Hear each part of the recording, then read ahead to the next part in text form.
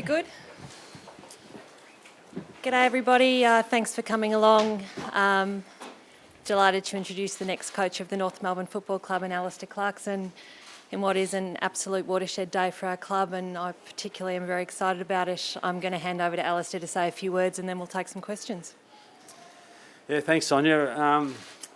It's an exciting day for myself and my family. I'm sure it's an exciting day for the North Melbourne Footy Club in terms of starting a new chapter in its history, which always seems to be the case when a new coach comes in. But yeah, I've got so many wonderful memories of this place, and it's changed a little bit since I was last here, I might add. The facilities are a little bit sharper than the old Northerners room when I played my footy at this club. But I've got such fond memories of what this club has done for me over my journey. I can remember as a 9-year-old child, the first time I ever came to Melbourne was to come to watch the 1977 grand final, which ended up being a draw between North Melbourne and Collingwood. And there was a carload of senior conniver gentlemen, and I was a 9-year-old kid sitting in the middle of the front seat. Oscar Harrison, Sass Williams, Daggy Prigg, GM Sanders, it was his car, and Barney Alexander, and the five of us came down to watch the grand final. It was a draw, and then we came here to the pleasant Sunday morning at Arden Street, and Sass Williams won a North Melbourne footy in a raffle, and gave it to me. I was a 9-year-old kid. They were drinking beers in the grandstand here, and I was out on the oval here kicking this footy. It was where I really fell in love with the game. I didn't fall in love with that club at this point in time. That came 10 years later. When I was going through a tough time in my life, I'd lost my brother in a car accident, and I really needed some direction in my life. And I was so fortunate that Greg Miller has approached me to come to this club and play. And my first coaches, I couldn't have been blessed with better coaches in Dennis Pagan as the under-19s coach, and John Kennedy Senior as our senior coach. And those three gentlemen, Ron Joseph, together with my wife, who I met at that point in time, they were so pivotal to me at that stage of my life, because I was going through a really, really tough time in my life following the death of my brother, and mischievous, and would be a good description of me if you asked anyone about a young Clarkson at 17, 18 years of age, but could easily have gone one way or the other. And I was so fortunate I had those people. So when it comes time to make decisions as pivotal as this one, you think back to the moments in your life where you really needed some support. This club gave it to me. And perhaps the shoe is on the other foot right now, where this club needs some support and some help. And that was pivotal in us making a decision to come back and help the club and help get itself back on track again. It's an exciting time to be involved in the club. There's so many wonderful things that have happened, particularly off the field, and particularly in regard to getting the club back in the black and being financially sustainable from one year to the next, which has always been a trouble. Was always a trouble in my time at the club.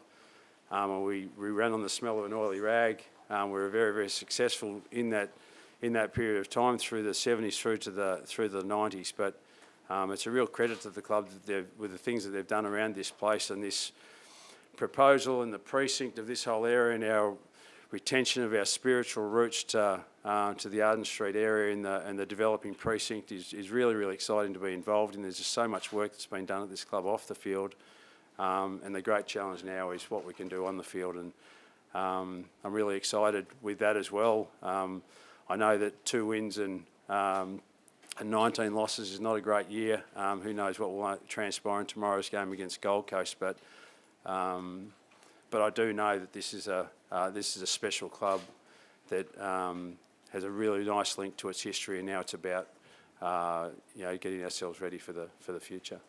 When did you, congratulations on that. Thank you. When did you decide? When did you actually decide? Was it last night? Was it this morning? Was it prior? No, ironically, I got a great opportunity that had been organised 2 weeks ago to spend some time in Adelaide with a great friend of mine who'd fallen ill, and I got a great chance to speak with him on Wednesday morning, and another great mentor of mine, Ken Russell, who I've been heavily involved with at Central District, and they're just really good football people that haven't got a bias to anyone in AFL footy necessarily, and that really helped shape a lot of our thinking. But it was probably we always knew as a family that 7 o'clock last night was going to be the time where Steph would zoom in from Brisbane, and the two children, Matthew and Georgia and Karen, would sit down as a family and say, okay, what are we going to do? So at probably 7:30 last night, it was stamped that the Kangaroos was going to be our new home. Was that unanimous with the family? Yeah, they were all pretty excited. We've been on a real journey over the last 12 months, to be fair, but certainly the last 4 weeks with GWS and North Melbourne, and then in the last 3 or 4 days with Essendon, and that's been. All of these clubs are in these positions for a reason, and every club goes through it at some point in time in their history. It just happens that these 3 clubs at this point in time are just battling a little bit with their on-field performances, and change happens with every club. But as we've seen with Collingwood and Carlton, who this time last year were viewed to be basket cases in the competition, and now we've got 3 more clubs that are going to be viewed as basket cases, and in 12 months' time there's going to be another 2 or 3. It's the lay of the land in this business that we're in.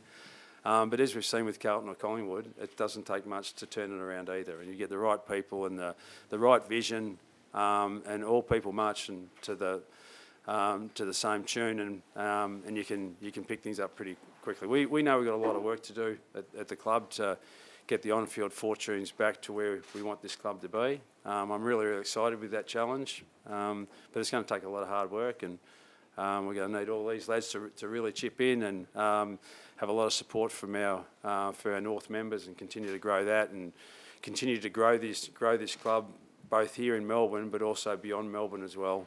We've got an icon of a symbol, in a sense, that a kangaroo is on the coat of arms. It's pretty unique and special. We're the only club in the competition that's got it. We've got the kangaroo on the Tommy Sheron footy as well, which is pretty special as well. So everywhere you look, there's a kangaroo, and we're hoping we can take this club to the country. It looks like there's a bit of romance associated with the decision. Was the sentimental side of things, was that a really important factor?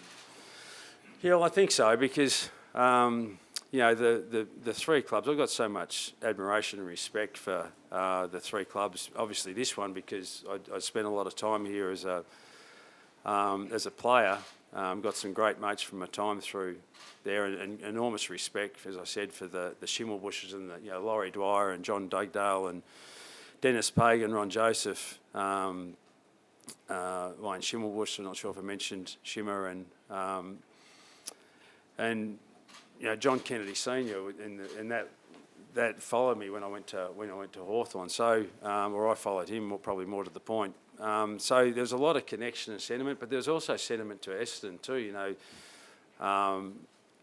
Essendon was my zone when I was a kid, and Roger Merritt and Glenn Hawker and Johnny Barnes grew up in the same town as I grew up in, and my best mate in my wedding party was David Flood, who played a lot of footy with Essendon. So Tim Watson, the Watson Clark household and the Clarkson household were very, very strong when we were young. So.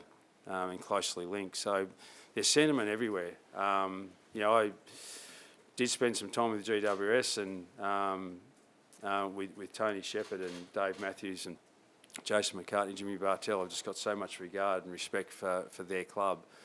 But this just felt right,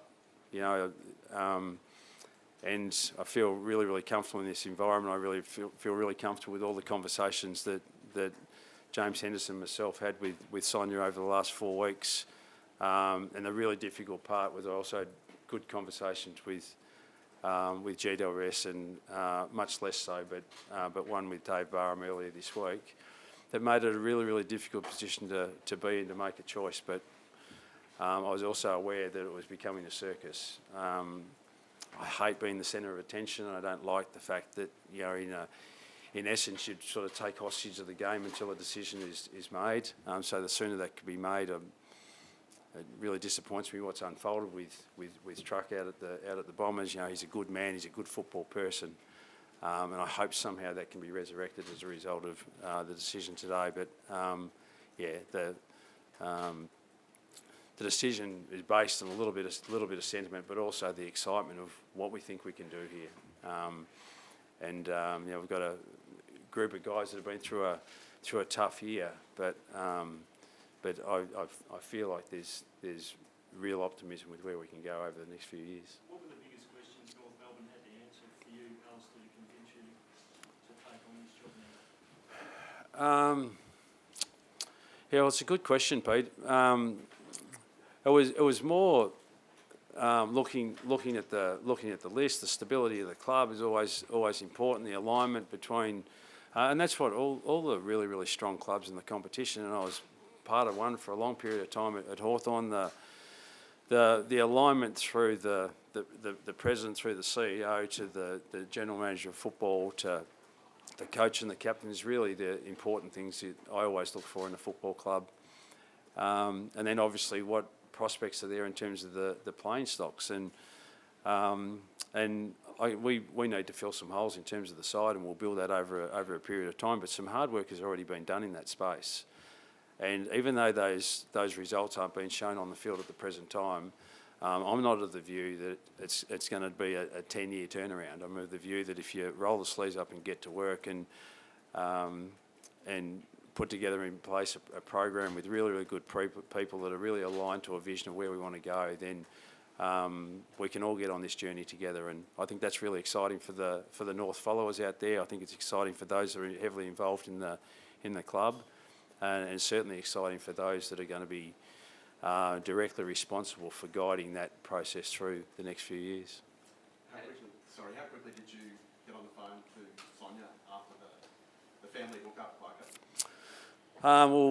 James Henderson and myself then met post that, and that was Hendo's responsibility to do the tough phone calls, either giving good news or otherwise.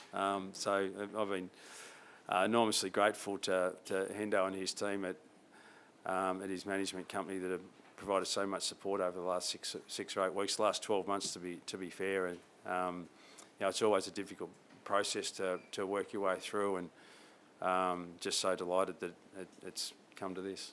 You mentioned before the conversation you had with Essendon. Were you surprised how late the interest came, considering you were pretty far down the track with North?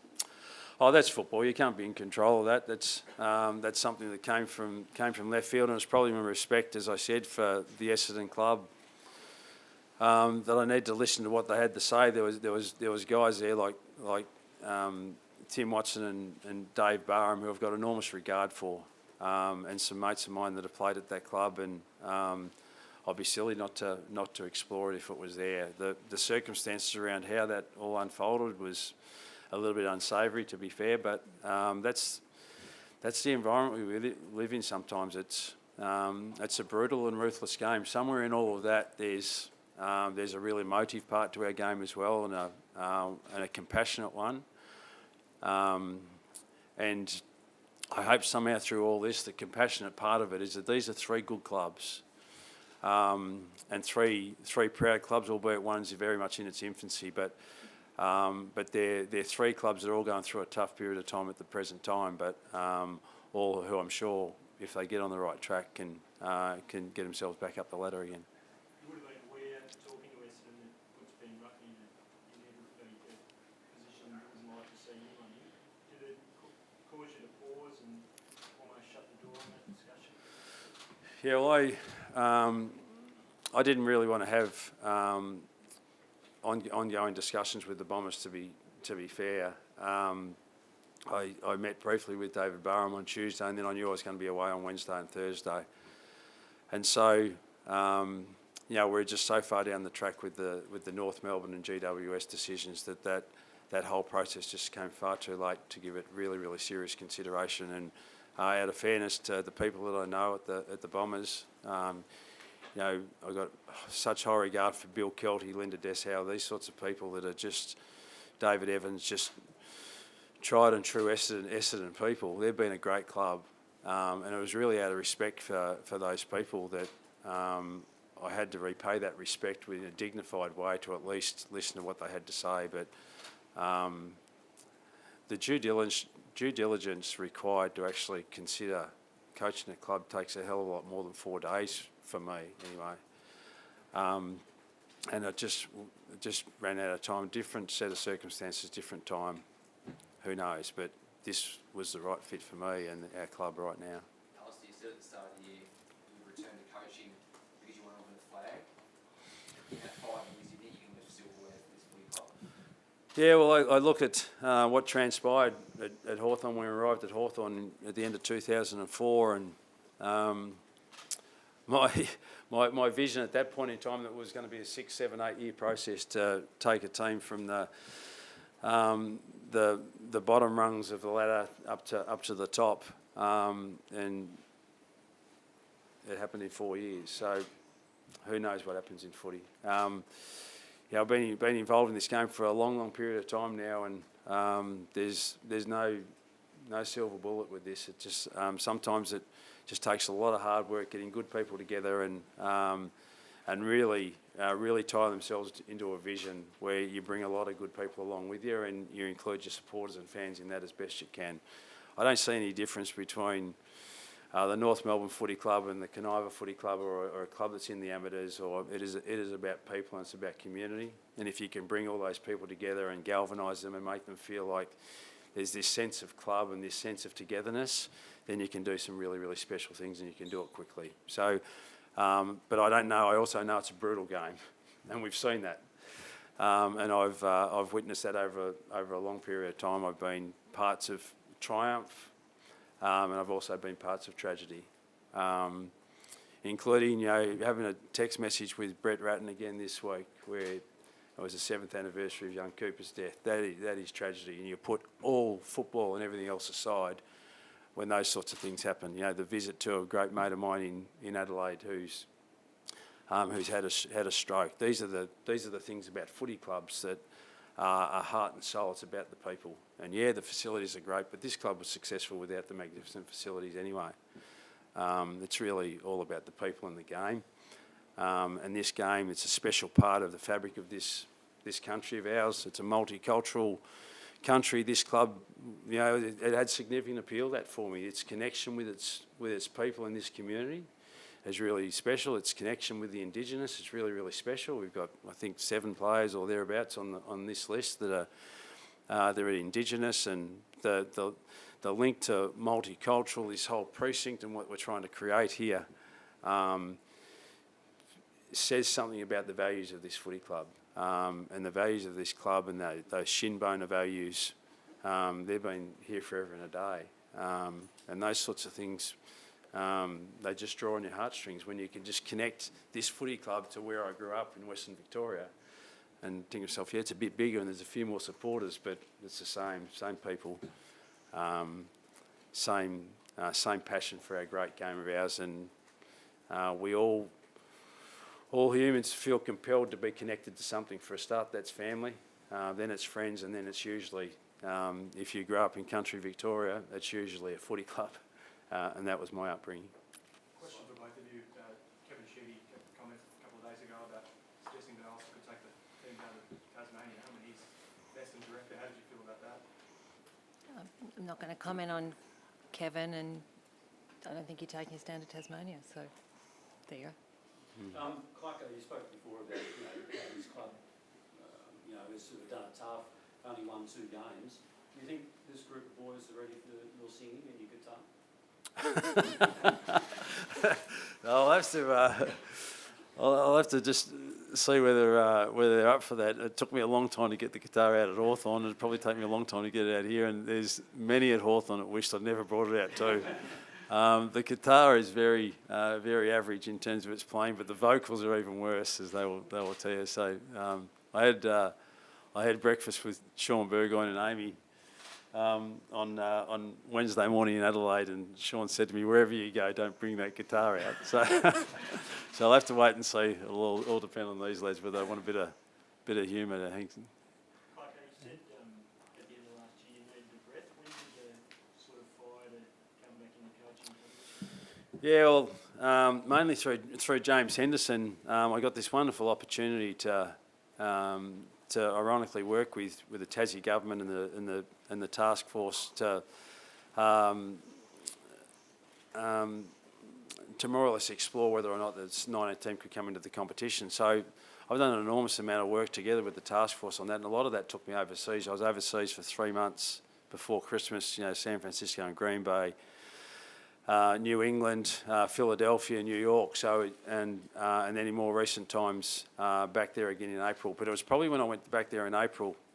I spent a lot of time with the Golden State Warriors and Steve Kerr when I was there before Christmas, and Stanford University, and it was probably when I went back there in April and they were starting their playoffs, and I was sitting in discussions with Steve and Ron Adams and Mike Brown and Kenny Atkinson and their coaching crew, and they're planning a big playoff series against Denver, and they had the MVP in their side, and there was this enormous strategy around how they're going to defeat Denver and negate the influence of this significant player for them. And then I watched that discussion then unfold into training sessions where they needed to go and practice and execute it, and then obviously a best-of-7 game series. And I saw them do that against Denver over a 4-week period, saw them do it against Denver and then the Memphis Grizzlies. I came back from there so inspired by what Steve was doing first and foremost and their success, but it's just like I thought to myself, this is what I do. This is in my DNA.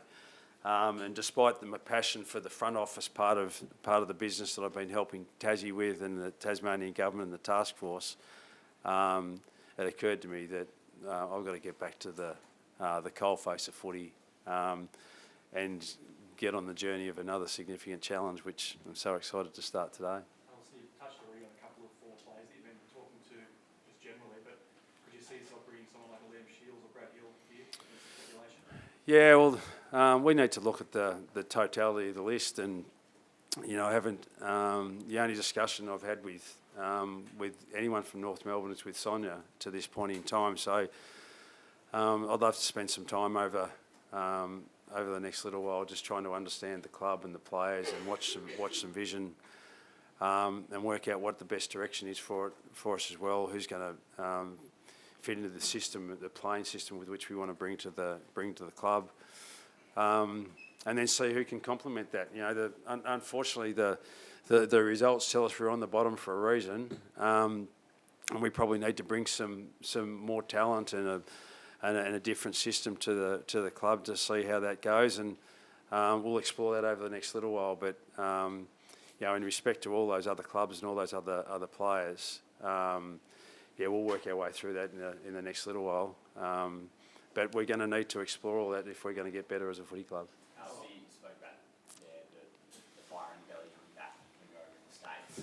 I imagine when you turn up to Auckland 2004, first head coaching job, there's a real insatiable desire to get that flag to build the club. Are you able to recultivate and recapture that again at the second club? Well, I think so, and I'm hoping so. And I'm a little bit more experienced this time around, and I'd perhaps in my wisdom do things a little bit differently. And the whole environment's changed, to be fair. When I started in my coaching role at Hawthorn, there was only 16 teams in the competition. There's another 2 teams, for instance. So it's just like it makes it even more difficult to win when you've got 18 teams rather than 16, and now we're working on trying to get a 19th team in there as well. So it is a complex and difficult game, and there can only be one premier. We're going to get another one in about 6 weeks' time. It's going to be really exciting to see which club emerges. But in this competition, there's 1 winner and 17 losers, and that's particularly tough. So, as I said right from the get-go, if I didn't think I could come in here and make a difference and help this club get on the path to silverware, then it was pointless coming back to do the job. Let someone else have a go. Got a great passion for the game. Got a great passion for helping people, especially young men, young women who love this game, to get on this journey of AFL footy. And if somewhere along that pathway it means holding up a piece of silverware, then that's a really, really special thing for the club. How have you rated the list, Alastair? You would have spent a lot of time over the last few weeks looking at it. And will you go to the draft? I think the first draft that Hawthorn produced superstars. Is that your plan?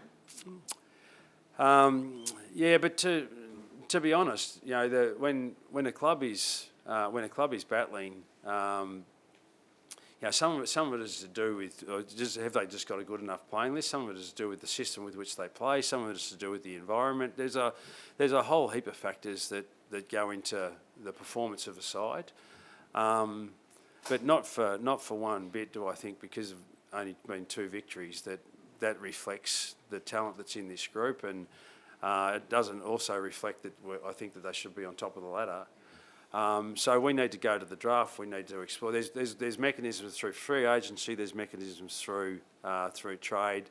There's mechanisms through drafting that the way to bring guys into your football club that you think can complement it. But by and large, we're going to get better with the people that we've already got here, whether that's in the football staff, whether it's the coaching staff, the administrative staff, or whether it's the playing group.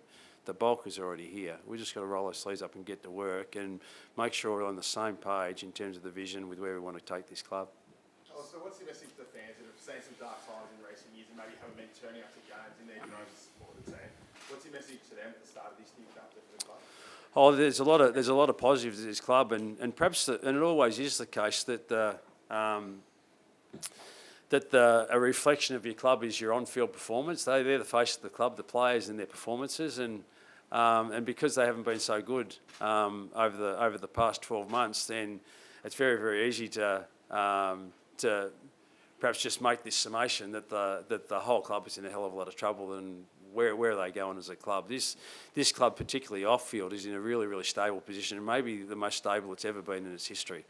And they've got wonderful plans. They've got a terrific program called the Huddle here, which I mentioned before about the multicultural link to this area. And they've done some really special things, including the upgrade of facilities here and this enormous opportunity they've got to redevelop in partnering with government to redevelop this whole area through this Arden area towards the west end of Arden Street. And that's really, really exciting, but that will be complemented enormously if we can get some on-field support and on-field success, and give a reason for our people to be really, really proud of our club, but really, really proud of the on-field performance. As I said, it's the statement piece for the club. Our players running out on the ground, wearing the blue and white.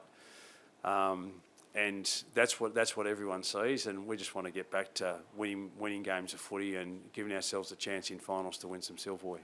Sonia, what was your reaction to the phone call last night? I was delighted and very relieved. Yeah, thrilled. The whole way through the process. So when did you start getting an indication of the go as well? I've watched footy for long enough to know that you're never confident till the final siren. We've been resolute through the process around what we wanted, and we've been clear on that all the way through, and we were clear this was a whole club activity, I suppose, which I was the spokesperson for, but the call was really welcome when it came. Sonia, is Ben Amafia going to be the club next year? Ben Amafia has done an absolutely fantastic job of getting the club to where it is, to its incredibly strong off-field performance, and I think today is absolute testament to that.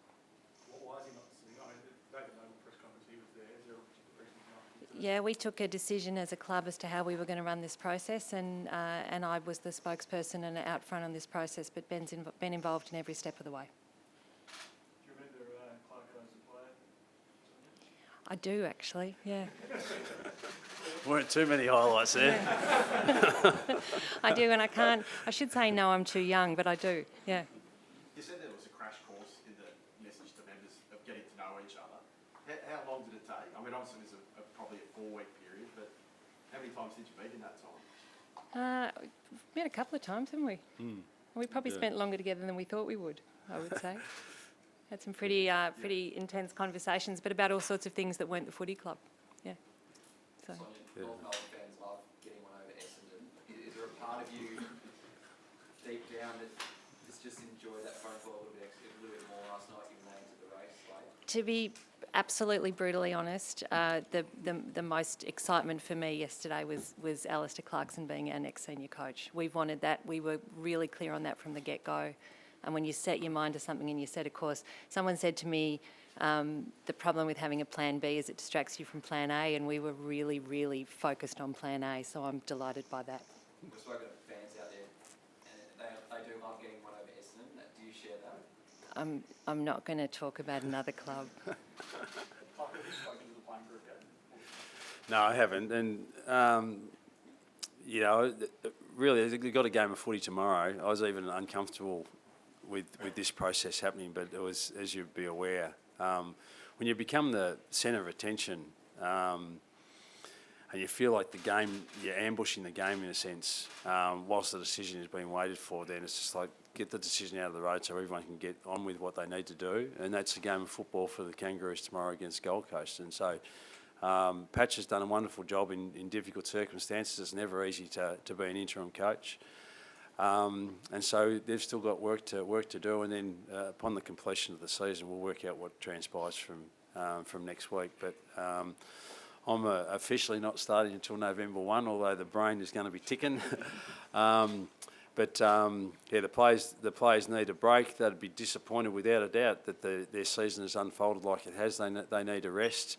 But hopefully today's announcement also will recharge the batteries for a lot of them and say, okay, there's a new chapter about to begin at the North Melbourne Footy Club.